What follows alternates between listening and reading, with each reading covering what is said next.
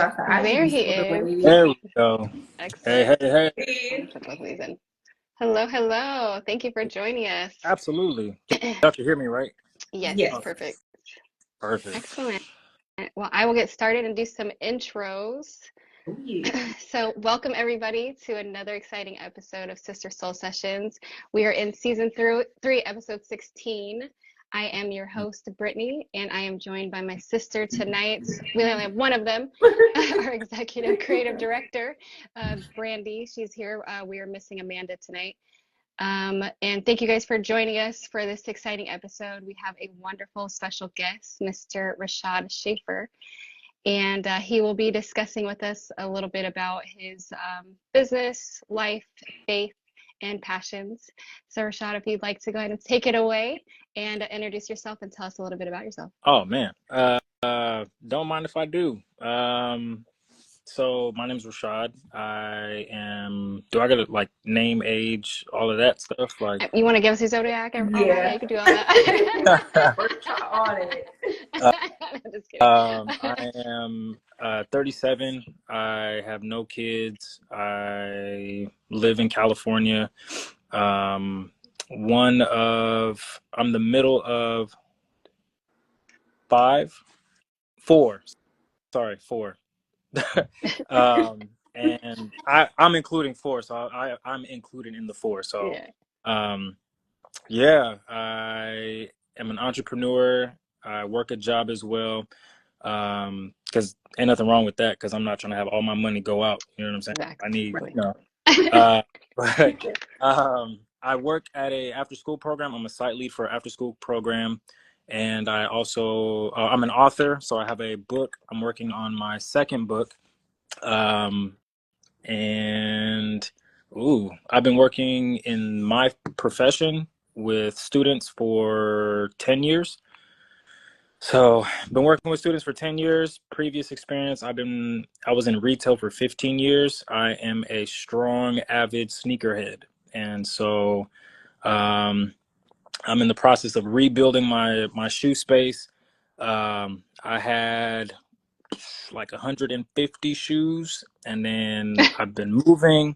I gave shoes away, which was crazy because that ain't like me. But you know, when you believe in God or a higher power, Giving them whatever you want to away. call it, I'll be going through my shoes and God be like, yeah, give, this person shoes. I'm like, I actually like these shoes. Yeah. And, so I believe in giving. And so, yeah, I'm a strong advocate for mental health now. Looking at my aunt, I am a strong advocate for mental health, especially in the Black community, especially Black men. I've been doing a lot of soul searching, digging for probably about the past 5 years now.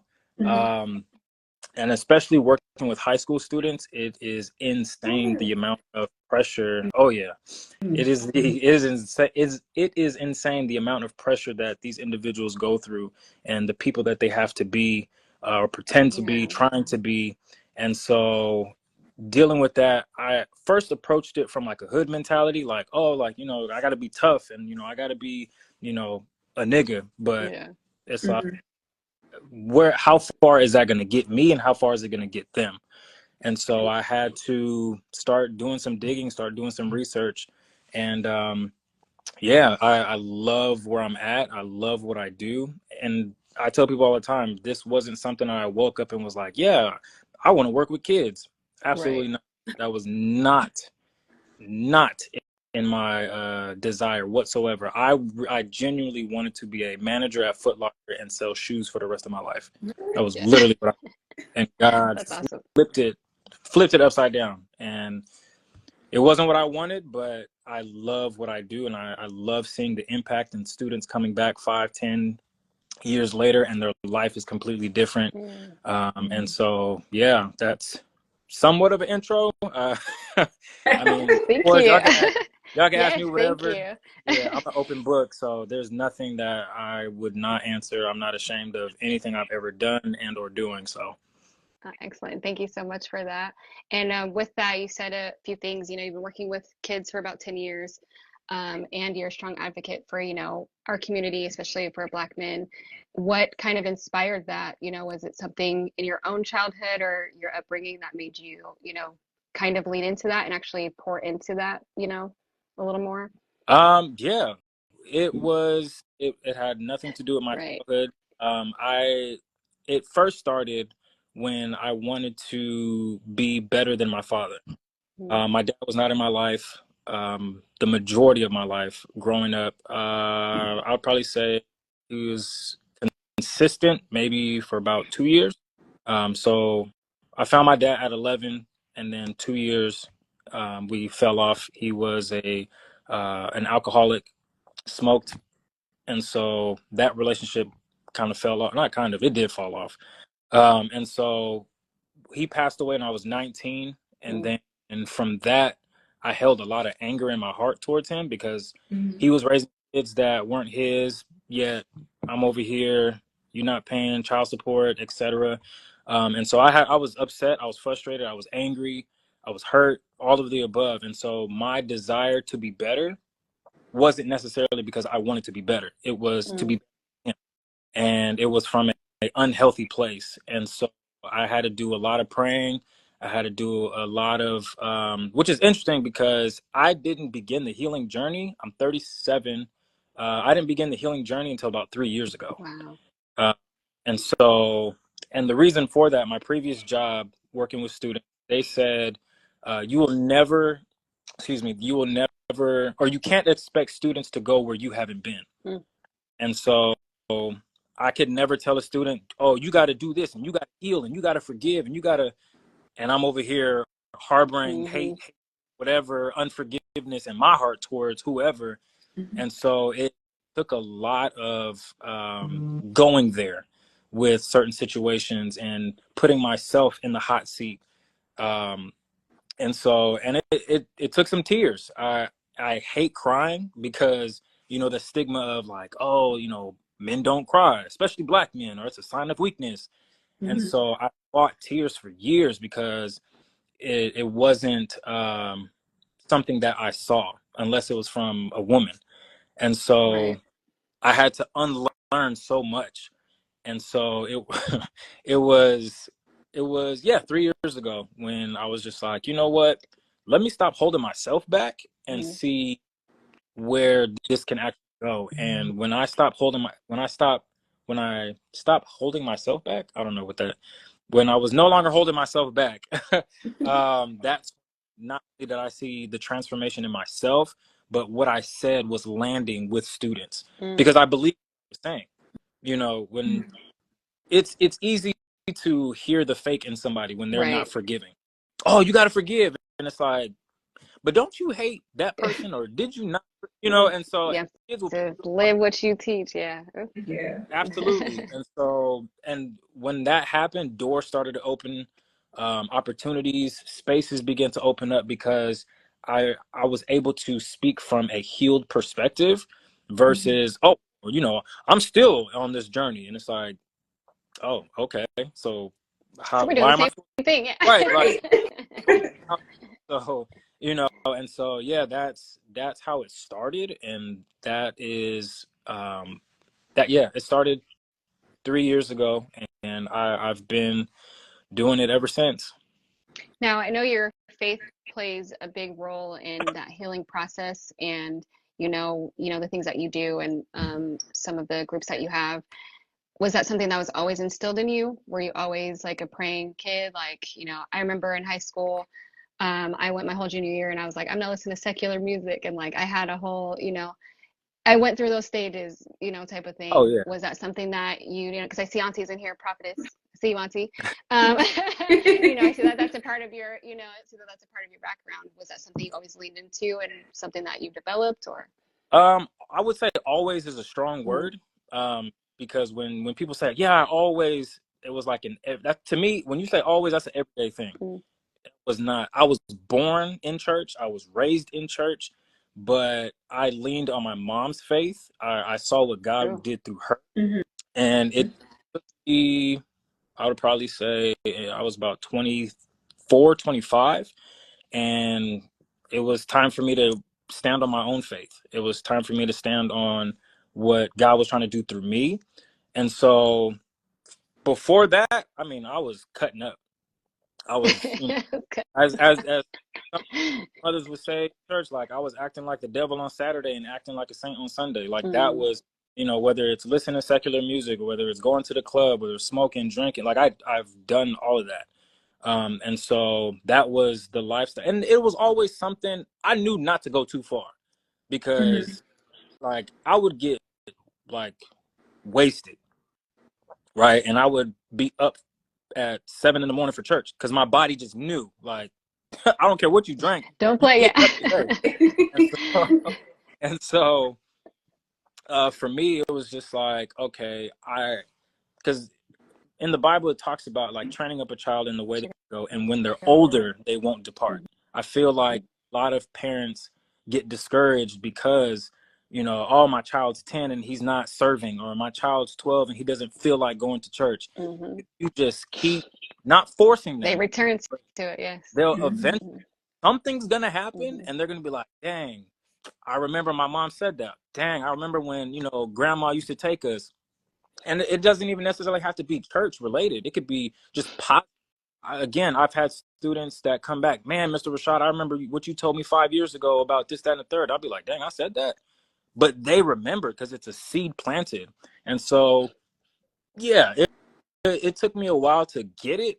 But I would definitely say, yes, I was raised in church. I knew the Bible like the back of my hand, but I still did what I wanted to do. And I mean, aside from hard drugs, you name it, I probably was around it, did it. Like, yeah. So. Yeah, that plays a big role in, like you were saying earlier, on how you can speak from a genuine perspective. You know what I'm saying? So you being that type of teen, you never know why you're going through certain things or why you've had certain experiences, right? Yeah. But how, like you said, you wanted to sell shoes for the rest of your life, like you were happy, but you were put in the same position with the same type of kids. Like, you know what I'm saying? Like, God is so good because it's so crazy what you are being prepared for and what you have to go through, to develop this and to be on God's path. But I wanted to go on you planting your seeds and you grow boy, because I think that's so cute. Can you tell us a little bit about that and how that started, what that initiative is and things like that? Absolutely. So You Grow Boy, it's funny, 2 years ago it started when my boss at the time suspended me, and he told me that I was suspended without pay.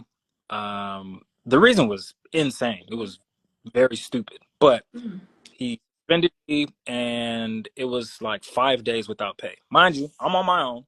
I pay all my bills. So you suspended me without pay is insane. Because now I'm trying to figure out, okay, God, like, because for me, I always believe that everything has a purpose. Everything is for a reason. Whether it's good, bad, hurts, whatever, it's for a reason. So in my head, I'm like, all right, God, I'm not going to trip, but I need to know what is this about? And so I'm a visual person. So God usually deals with me with like dreams, visions. I'll like daydream and just images pop in my head or whatever. And so I'll never forget, I'm sitting on my bed and I'm just like, okay, God, like, I'm not going to get upset. I'm not going to get mad, but I need you to show me what I'm supposed to do. So then God just started flashing images in my mind and I'm like, okay, what is that? Okay. And then I kept seeing You Grow Boy. And I'm like, interesting. Okay. You Grow Boy. So I wrote it down. And then I kept seeing images of like a beard. And I'm like, oh, okay, beard oil. So I'm thinking I'm supposed to create beard oil. Right. So I just ran with it. First thing I saw was beard oil. I ran with it. I started, hours on research. What oils, carrier oils, and, these type of oils go with this. And, how can it smell good? All these things. And I was rushing God through that process of what he was trying to show me.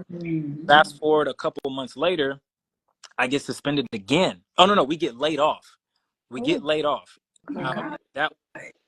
laid off in May. Crazy part was I was dating somebody who I swore this person for me.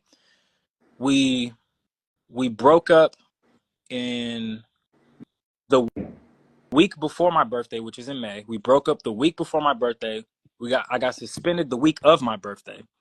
And I mean, I was distraught. Yeah. And Okay. so navigating all of these emotions, and my supervisor or my boss was like, yeah, no, everybody's coming back. Don't worry. And something in me was like, don't bank on that. And I was like, okay, I don't know if that was God, if that was me, whatever, but I'm gonna do my research. So then I prayed again, and I kept seeing the images. Rashad, I have a question. Oh, I kept seeing the images of you grow boy again, and this time I got frustrated because I'm like, I've already done that. Like, God, show me something else. I don't want to see beard oil, none of that. Yeah. And I'll never forget. God was like, shut up and listen. And I was like, oh, my bad. So then I went for a walk, and I just shut up. I didn't say a word, and God, then he began to show me sitting with young boys, teaching. I kept seeing like curriculums flash before my eyes, and I'm like, oh, this is bigger than beard oil. And I I realized later that the beard was a metaphor. It wasn't actually making beard oil, but God was showing me growth, men growing. Boys to men. Oh. Right. Ah. So when I started to piece that together, I was like, oh shoot, this is bigger than beard oil. But so in that moment, and in that transition, then it was like, okay, now I need to put my foot down and actually put the work in. So then, still suspended, or still laid off. I'm laid off at this time. Ended up getting I got a job the same week I found out I got laid off. Or I found out that I wasn't coming back. I got a phone call 2 days before we were supposed to come back. Before we were supposed to come back, they let me go. Hey, you know what? This ain't gonna work. We got to move forward without you. Wait, what? Well, Yeah. I'm confused. Yo, why? Like, what? And in that process, I felt an unusual peace about it, because I was like, no, I need answers. Like, I need y'all to show me the proof. Like, if y'all saying I didn't have this, or this wasn't completed, I need y'all to show me what that was. And they were like, oh, we don't have that in front of me right now. Like, I can't prove that X, Y, and Z wasn't done, whatever. And I'm like, what? So you're firing me for something you can't prove, is what you're saying. Yeah. Oh. Got off the phone, and God gave me this peace about it. And I sent a message. I said, hey, you know what? I don't need the facts. I appreciate it. It was a pleasure working for the company. Thank you. That was a Tuesday. I got hired Friday at the job that I'm at now. Crazy. The crazy part was, this is why it's so crazy, because I now work at the high school at this job that I was working at with my old job. Oh wow. So your position. But this is why it gets crazy, because when they interviewed me for this position, they said, hey, we're on these different schools. We're on over 200 schools. We deal with middle school, high school, elementary. Oh, yes. What grade? You didn't know where you were going. No Yeah. clue. They said, where do you want to go? I said, oh, I got a choice. So I said high school. I said high school, middle school, elementary, in that order. I don't mind. Wherever you need me, I'll go. But I prefer high school. They said, okay, oh, perfect. Because, high school is pretty tough. I don't know if y'all know, I work in San Bernardino and Park. So they were like, yeah, we're going to have to put you on a high school in San Bernardino. I hope that's okay with you. I was like, sure. Like, I don't mind. Like, they were like, oh, the high school is Cajon High School. And I was like, Cajon High School? They were like, yeah, is that okay? I was like, I was on Cajon last year with my last job. And they were like, oh, perfect. Like, this is you great. know the ropes over there. Yeah. Like, I know all the admin. I know the students. The students know me because of my what I did here last job. So I get on campus, and everybody's like, oh, like, welcome back. Like, we're connecting. And so my liaison from my last job, she asked me, she was like, hey, what are you doing? I was like, oh, like, I work at this job. And then something was like, pitch your program. And I was like, I don't know if this is the place to pitch my program. So by this time, the program is done. Because of being laid off, I was able to, I had nothing but time. And so I pitched her my program. I said, hey, I also do an all boys group, social, emotional, academic learning. And, that's what I've been working on. She was like, really? Like, I would love to hear more about it. I'm like, what? Okay. Set up a meeting, pitched it to her. I didn't have nothing. I didn't have a proposal. I didn't know nothing. All I knew is that I wanted to help boys become, that's all I knew. Pitched it to her. She said, okay, I can't pull the gun on it, but, I can send it to who can. I said, oh, shoot. Okay. So she sends it to the principal. I've been talking to the principal since I got here. Yeah. So I sit down with the principal. I talk to somebody who is so much. So I talked to the principal.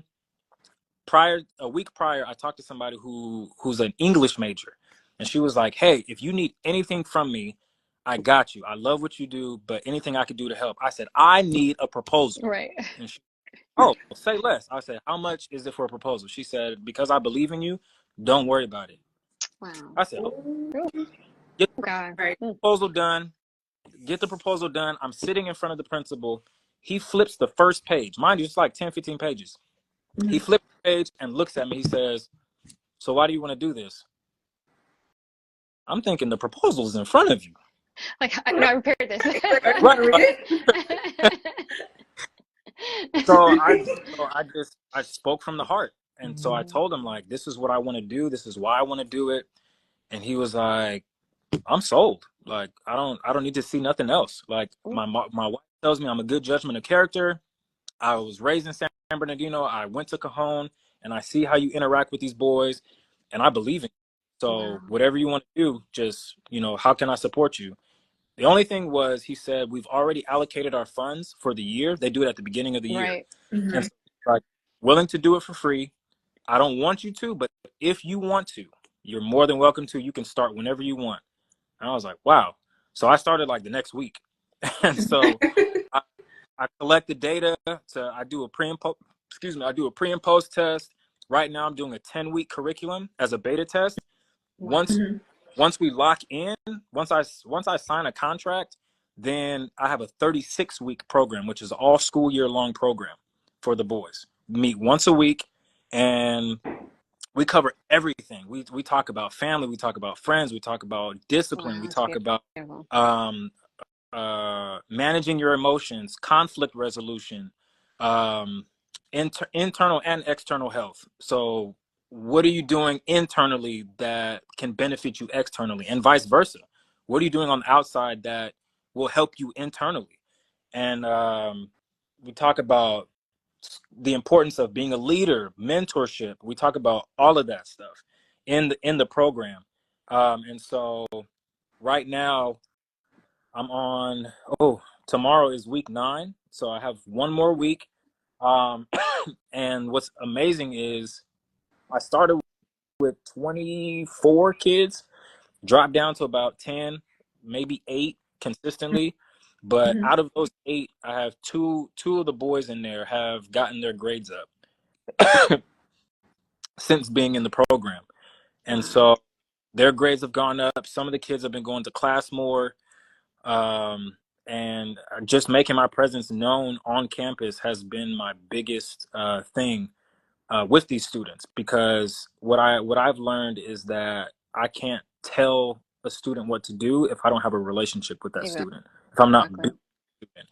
If first time you see me, I'm telling you what to do, 9 times out of 10, you're never going to listen to me and or avoid me, and so it's been a journey. It's been a wild ride. I started in August. I got promoted to site lead a month ago. And so it's been amazing. It's been tough, especially like dealing with male students, black and brown students.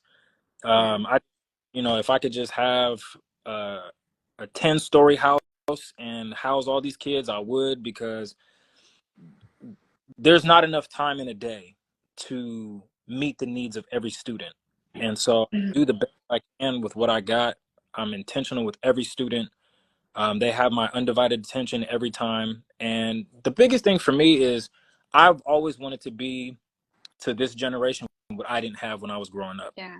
I was not an A student. I didn't graduate high school on time. I'm 37. I got my high school diploma at 31. Yeah, like I was a goofball, like ditched class, smoked in the bathrooms, trying to fight teachers. Like I was that kid. Yeah. And so to now be a positive influence on these kids it still shocks me because I'm like, how the heck did I end up here? But I wouldn't change it for anything. I love every one of my students. They know it. Everybody calls me Unc. Yeah. Hey yo, Unc, what up? Yeah. My name is Mr. Rashad, but whatever. And so I love what I do. I would do it 10 times over. So And thank I know you for doing it. Wow, that is amazing. And definitely, something that we all see is needed, and you following God's plan is, why this is really working. We have a bunch of people writing in here. I noticed someone said, their boys need it. What strategies do you find work best? How do you feel like you're reaching these kids, most effectively for, people who can't come to your programs or things like that? Like, how do we implement some of these strategies, and what are best strategies that you use? relationship, intentional relationship. Even if my program did not exist, I know that I would change lives because of my intentionality with students. And so, sorry, there's kids running through the like students, yeah. Like, okay. High school, yeah. Yeah, sounds about right. So right, so it's relationship, it's intentionality and relationship. When you're intentional with kids, they know it, they feel it, they sense it, they gravitate towards it. And when you're building relationship with somebody, you genuinely want to know how they're doing, what they're up to, how was their weekend. You're not just, oh, hey, how's it going? Oh, I'm good. All right, cool. Like, if I want to build a relationship with you, I'm digging in deep and I'm asking hard questions. Right. A lot of these kids don't get asked hard questions.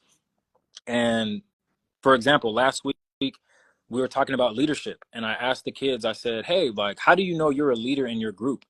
And one kid was like, oh, I don't have friends. I said, oh, really? You don't have friends? Oh. He was like, nah, it's, I be doing me. Like, it's just me. Really? So who influences you to do what you do? Because you don't go to class, you ditch.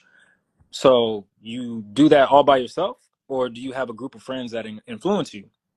Nah, like, I just be doing me. Like, and I said, okay, well, what does doing you look like? That's literally how quiet he was. They never even, yeah. They gotta stop and think about it. Like, hold on now. I don't know. That was literally how quiet he was. Can you hear me? Mm-hmm. Yes. Okay. Yeah, no, we can. And so, yeah, like when you challenge students, they're more likely to realize, like, oh, shoot, like maybe that's not worth it. Maybe there's a different path. But you can't just tell students that's wrong or that's bad. You have to be able to model and or point them in a different direction. Oh, stop ditching. Okay, then what do you want them to do? Oh, I want you to go to class. Well, what if they feel like there's animosity between them and the teacher, which a lot of kids, they'll be like, well, my teacher hates me. Like, okay, like, have you talked to the counselor? Have you actually sat with the teacher? And a lot of the students haven't done that. So giving them direction. And so for me, for the people who work with students or desire to work with students, you may not always have a curriculum to point to. You may not always have a piece of paper or a guide. Maybe you are the guide. Yeah. And so you're intentional when you desire to, and that's another thing. Even if you have a curriculum, if you have no desire, these kids will smell it. They will they will go especially in these classrooms. Yeah, like you're seeing it a lot in these classrooms. Absolutely. So yeah, for me, those who may not have access to a curriculum, if you're intentional, and that's in church, that's on the street, that's in your neighborhood, intentional, and build relationships. You have those two, the rest will do its own work. Yeah, it's, man, you said a lot, because it's so important. And like, you don't realize, especially this generation, you know, like how lost they are because, like you said, most of them feel like they're alone or they don't have friends because they have the internet, Yeah. right? So you don't have to have anybody in vicinity because they're not going outside. They're not, you know, checking to see if all the bikes are in front of somebody's house, you know, like we were, things like that. So it is Yeah. easier, you know, it's easier to have that bubble and be secluded and then just feel like, well, whatever I see online or what I modeled on or what I thought was cool in that brief moment or what my algorithm is, that's their whole personality. You know what I mean? So it's very important for especially men to come into their lives and show them, you know what I mean, what those things look like, what they need to embrace in life, the essentials that you need just to have, you know, human decency. It seems like we're missing a lot of it. So, Absolutely. so I love that you're doing that.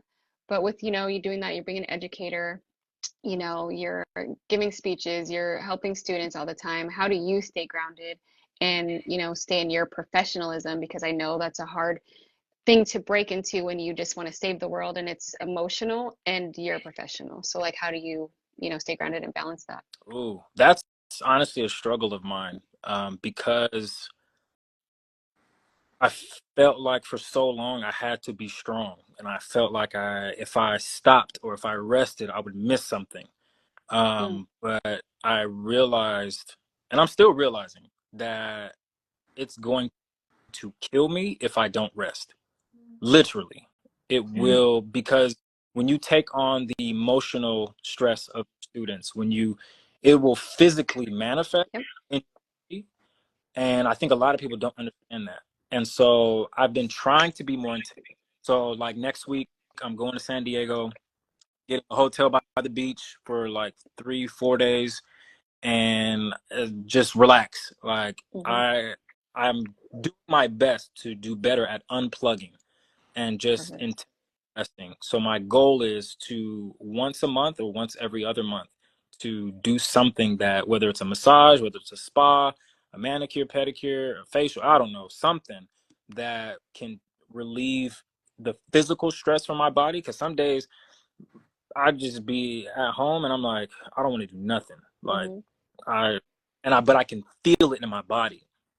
And so again, my goal is to get better at it, but right now it's a struggle for me because again, I don't want to feel like I'm missing out on something, or I don't want to drop the ball on somebody. But that's literally me fighting against myself. And so I just got to do better at it. So if anybody has any suggestions, any remedies or anything like that, like I'm so open to it. But it's difficult to be grounded, if I could be honest. Yeah. Um, yeah, to me, grounded often correlates with being lazy. Mm. Rest. We were talking uh, about that, remember, B? Yes, We were just saying were. today, yeah, because it, today both of us were just like, we don't want to give it like bad words, but you know, depressed or lethargic or right. just I can't. Like my brain, you know, I don't want to do Oh, anything just I don't. keep going. Yeah, no decisions, decision fatigue, all of the things, just from doing all of those things. So it is very apparent that, you know, you have to, especially in business, you have to find that. That has to be your business as well. Yeah. Finding peace and rest. But sorry, but you had a question that you put in there earlier. Yes, I was just gonna ask, so like while you're working with your students, do you find that in a sense is healing like your inner child? So the animosity and the things that you had against your dad, do you feel like in turn you're able to heal while you're also helping your students? Oh, absolutely. Um, Absolutely. Especially because when I hear students say things like, I'll be like, "Oh, how was your weekend? Oh man, my dad made me mad, or my dad pissed me off, or whatever." And I'm like, "Wow, like, do you live with your dad?" Or, well, yeah, like my dad is, he. And I'm like, "Oh, okay." I said, and I'd be like, "Ask me where my dad is." And they'd be like, "Well, Right. where's your dad?" I'm like, "In Compton Cemetery right now." And they'd be like, Mm. "Oh." And I tell them, like, I don't mean to like take the light off of you, but if you have the ability to forgive your dad, if you have the ability to have a conversation with your dad, take that, because Yeah. you're not going to always have that ability to talk to your dad. And I tell them, like, it's okay to be upset. It's okay to be angry. It's okay to do all of that, but don't Mm-hmm. hold that in, because you don't know when the next time you'll see him. You don't know when, you know what I'm saying? And so I always tell my students that I let them be angry. I let them express themselves. I always give space for them to be as open as they want to be. But I always follow up with something like that, because now before, oh, I would have been like, oh yeah, he messed up for that. Oh, that's foul. Yeah, He did yeah, yeah, what? Oh, yeah. You just Yeah, leaned into it's it. yeah, so Yeah, funny. like I usually would have fed into it. Like, what do you mean he did that? What do you mean he said that? Oh, he ain't do what? Like, oh, your dad's tripping. Versus like, Mm-hmm. hey, hear me out. Do you think your dad is wrong in that area? That's how I know I healed. When I can look from when I can shift the perspective from Mm-hmm. the student right to maybe the parent might be right, or did you hear the parent out all the way? That's how I right. knew that um I've healed from that wound or from that issue. Mm-hmm. um and also being able to post like things about my dad on social media, that's how I knew as Mm, well. um because people usually love mom, Mother's Day. Oh, shout out to my mom, she's the greatest. yeah. Father's Day come around, appreciate you, Dad. Like, it's like, dang. Or But nothing. Yeah, it's like or not, yeah. Some people they'll be with their dad, and yeah, like I'm like, oh, you right, nothing. Like right. yeah. Or it could be a picture of their dad with their mom, and it's like, dang, Dad don't Yeah, get yeah, nothing. No, but I've over the past couple of years, I've been able to genuinely express um, a love for my dad, even though mm, I can't reap the benefits of it. I can plant Mm-hmm. those seeds in for them to hopefully desire to forgive their dad or build with their dad, talk to their dad, ask something about their dad. But so that's how I knew that I was either healing and or healed from that situation from my dad. that Thank you for is so sharing deep. that. Yeah, no, seriously, thank you, because that's deep. I know I carry around. I have a deep mother wound, I guess I will say, and I don't talk Yes. to. And I have a strange relationship with my mom. She's living, so it's interesting, going through those things and hearing other perspectives, especially male perspectives, on how they deal with the missing parent. I feel like we don't get to hear your trauma from it, and what you've actually experienced it enough.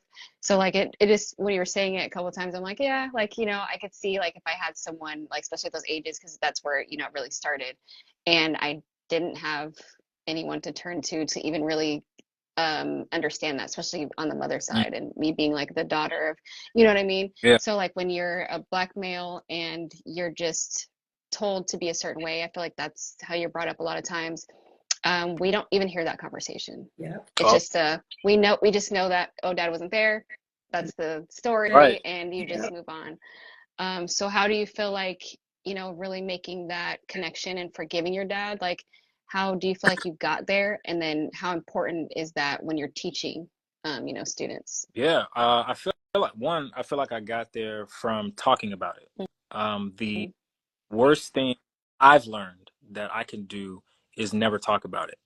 To Okay. bury, keep it to myself. To say that common thing that we always say is nobody's business. So Mm-hmm. then, who do you confide in? Having friends to confide in, and not friends who share the same experience necessarily, but those surrounding people who actually enjoy being around their dad, or So enjoy not being around their trauma bonding, yeah, Yeah. like right, actually just, yeah, not okay. because I did that for a long time, Yeah, and yeah. that's what felt justified. Well, if my friend said he mad at his dad, then I should definitely be mad at my dad, or Hmm. story may be. But I learned I had to push myself into situations where talking about my past, whether it be parental or whatever, just my life in general, Mm-hmm. had to come up. And so, again, in retail, you don't have to talk about your parents. You don't have to talk about that in retail. I'm selling shoes, do Yeah. your thing, and you out. But Transactional, right? right, it's very transactional. You work with kids, they're nosy. Mm, They know, Mr. Rashad, like, I'm doing this. What do you think? Or my parents did that. What do you think? Like, they're mm, very curious creatures. And so I had to learn, like, oh wow, like I can't hide from my students, and so all students, whether I just met you 5 minutes ago or I've known you for however long, like they all know what I've done, what I've been through, and I'm not ashamed of it. And so that's helped that process, in just talking about it. And so what was the second part to the question? I don't know. You were just you were going to say, you pulled me in. I was like, yeah, right. But no, I mean, I feel like you pretty much answered it, because it was just like, how did you get through it? And then, how important do you find, sharing those things with your students? And like you were saying, it's just, making sure that they are aware of, your examples and things that you're going through as well. Because I have a hard time sharing my story a lot. I'm not, I'm pretty. And to be honest, I had a mother wound too. Like, and it was interesting because my father wound kept me quiet, but my mother wound, I would lash out in relationships. Ooh. So the reason I would lash out would be because they would act like my mother. And most people, they say things like, oh, like you attract, like your opposite sex, you usually attract like your parent in the opposite sex, usually. And I'm like, that's dumb. I would never date somebody like my mom. At the time, I was like, my mom's crazy. Like, my mom's a weirdo. Like, Yeah. And lo and behold, every woman that I dated shared some type of trait that my mother carried. And I'm like, oh, this is crazy. And so the two relationships ago, we got into a heated argument. And she told me what I need to do. Oh, you need to. And I said, what? And I said, who the hell are you talking to? Yeah. We at it. And I didn't realize that she was trying to make me a better person in that conversation until it was too late. And I'll never forget, she told me, because she was like, we were in the car and she was like up against, I didn't swing. I didn't do the anger that you felt. The anger, she felt that. I want to make that clear. Like, but she was like up against the window, like, oh my God, like you're tripping. And after that conversation, she told me, she said, you really need to heal from your mother. I said, what? I said, we're good, first of all. And I was defensive. but after, you don't know what you're talking about. But after that relationship, I was like, oh shoot, like maybe she was right. And so I had to sit there again and realize, like, what happened in my relationship with my mom to where this is how I feel. I love my mom. I would do anything for her. But there was still this something there. And I didn't know what it was until I started to do some digging. And I had a lot of questions that I buried. And so one day, now mind you, my mom is a extreme church going Pentecostal apostolic military woman.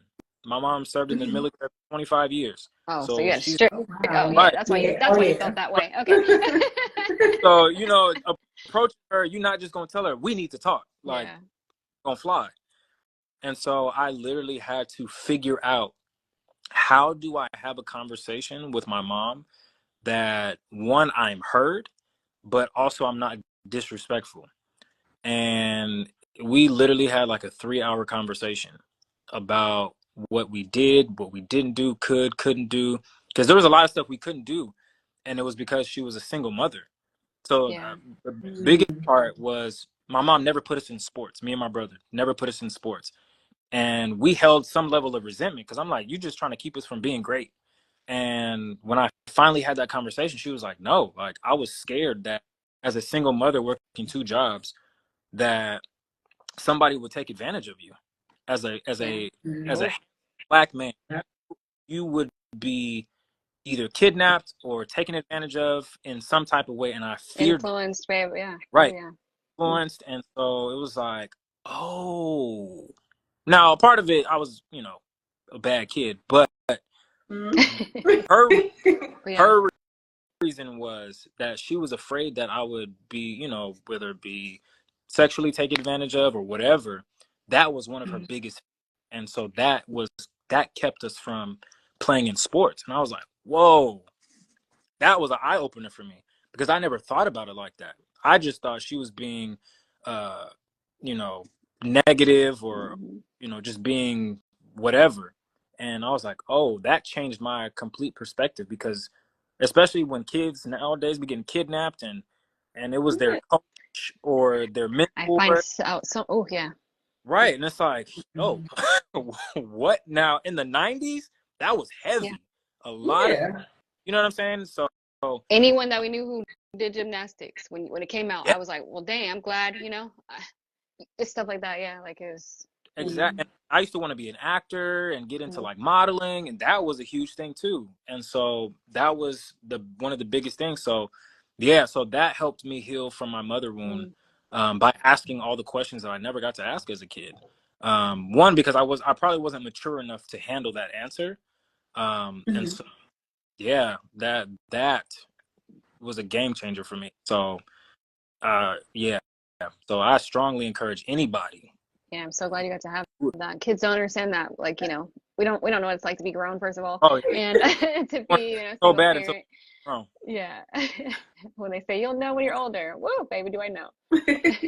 hello. B, did you want to ask the question you pinned? Sorry. Oh, no worries. The question is from Debbie MF Cakes. How would you recommend I have that conversation with my boys about their biological mom being 100% absent? I talk to them, but I feel that they answer the way they think I want them to answer. No. How would she go about that conversation? That is tough. Can you read that one more time? Absolutely. How would you recommend I have that conversation with my boys about their biological mother being 100% absent? I talk to them, Oh. but I feel they answer the way that they think I want them to answer. I would. That's tough. That's very tough. So talk about mother wound, and you're trying to fill that, you know? Yeah. Yeah. Oh my gosh. Because for me, I'm looking at it from the perspective that they have a mother figure, I'm assuming. I wouldn't force that conversation. That's tough. Now, if they're bringing it up, if they're, you know, oh, where's mom at? Or, you know, where's my mom? Or things like that, then dang, but then it depends on their age, because Yeah. an 8-year-old isn't going to understand. A 15-year-old might understand a little better. You know what I'm saying? So it's age makes a huge difference, because my mom never brought my dad until I brought him up, and I was 11. And so prior to that, my mom never was like, oh, you know, do you want to see your dad? Do you know where your dad is? Do you have any questions about your dad? My mom never did that. I had a stepdad who was abusive, and then she left him, and then I was 11 on Father's Day, and I asked my mom, like, where's my dad at? Is my dad dead? Like, what's... And she was like, oh, do you want to know? And I was like, yes. You know?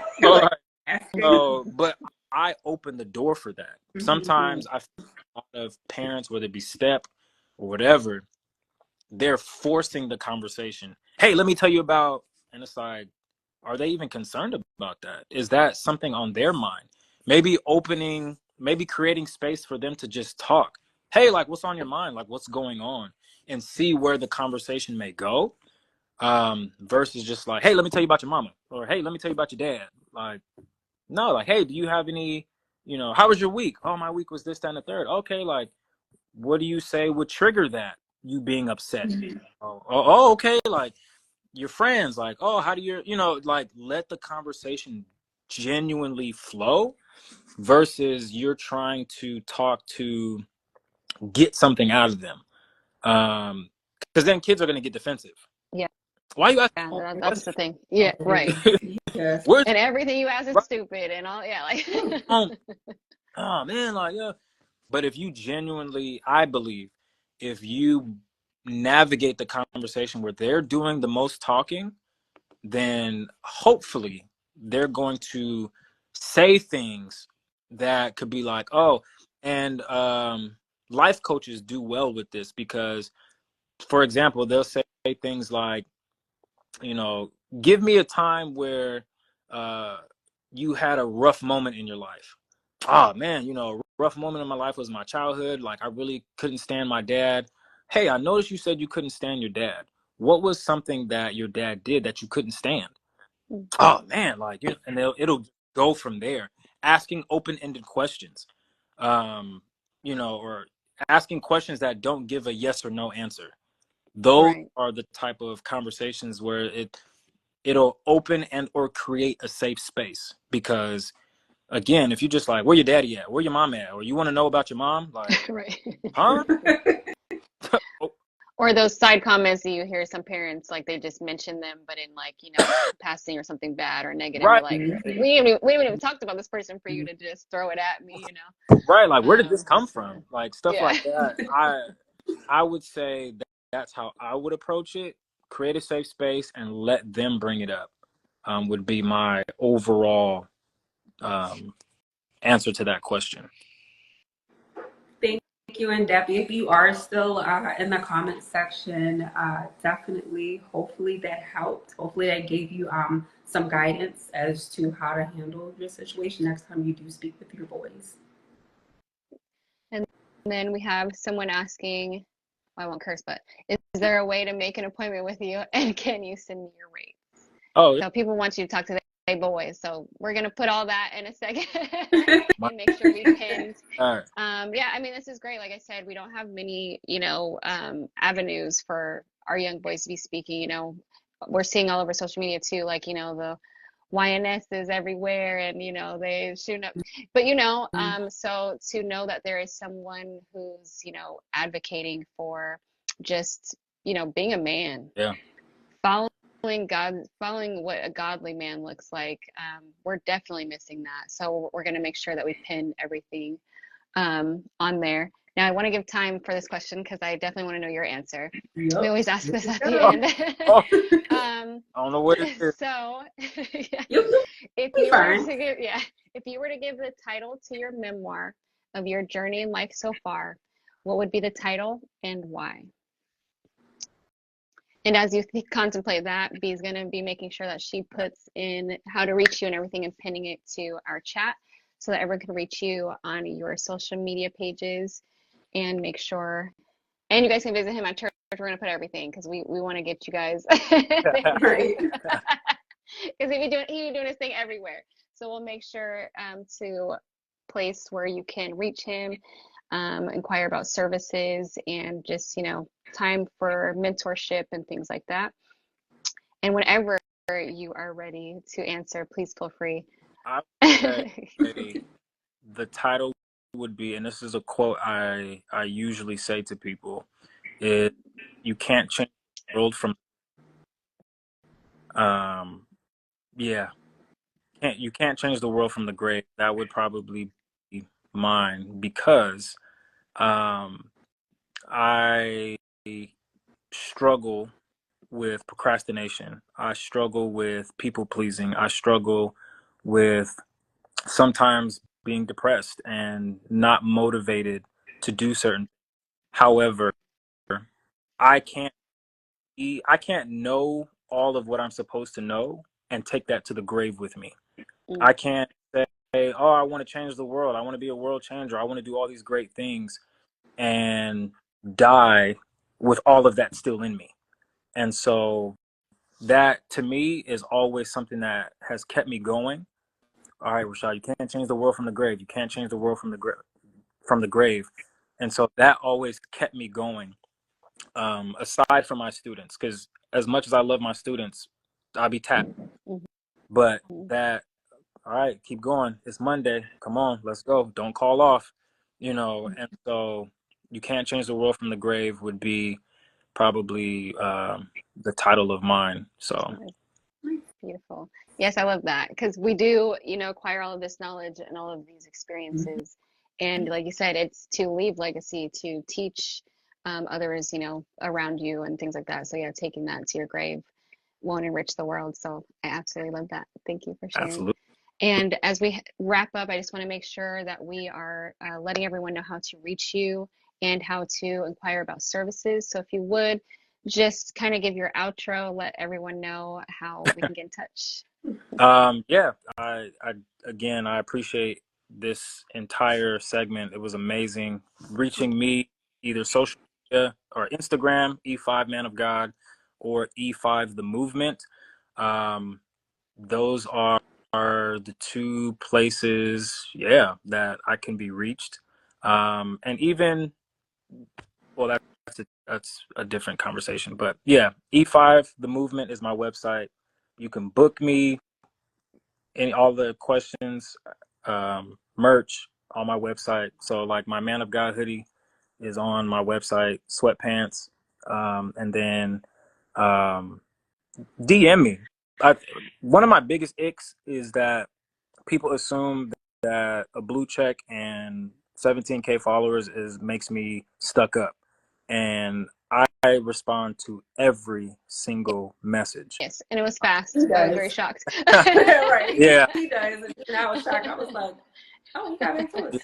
Oh, yes, okay. thank you. No, I never. I am humble. And I don't say that because some people be like, I'm humble, and they're really not humble. But I just want to be a light and a joy to people. I want to be accessible to people, not getting burnt out, but I want to be accessible to people. And a lot of people have hit me up like, oh, like, I don't know if you're gonna respond, but X, Y, and Z. And I'm like, why would I not respond? But yeah, DM me. People have 200 and they will respond. So, it's crazy, yeah. like, what? So yeah, DM me is probably easiest, because I don't always check my emails. I gotta get better at that, or maybe I get married and my wife be on me, but whatever. But yeah, DM me. That's probably the easiest and fastest way. But yeah. Perfect. Thank you so much. And again, we have pinned that in the chat, E5 the movement, where you can reach Rashad and inquire about anything, services, how to book him, and any questions that you have. We just want to thank you so much for giving us this time today. It was an absolute pleasure, and you are so inspiring. We're going to definitely keep sharing and make sure that we are helping the movement as well. Again, guys, I am Brittany. It was an absolute pleasure. And B, if you want to do your outro. And I am the executive creative director for Sister Soul Sessions Live. I am Brandy. I go by B. And thank you so much again, Rashad, for not only the gems that you drop, but just showing us a little bit more about who you are and the amazing job you do for our youth. So we definitely want to give you your flowers. Yes. Thank you so much. Thank you so much. It was a pleasure, everyone. Thank you for joining us. Have a wonderful evening. Bye, everyone. Bye.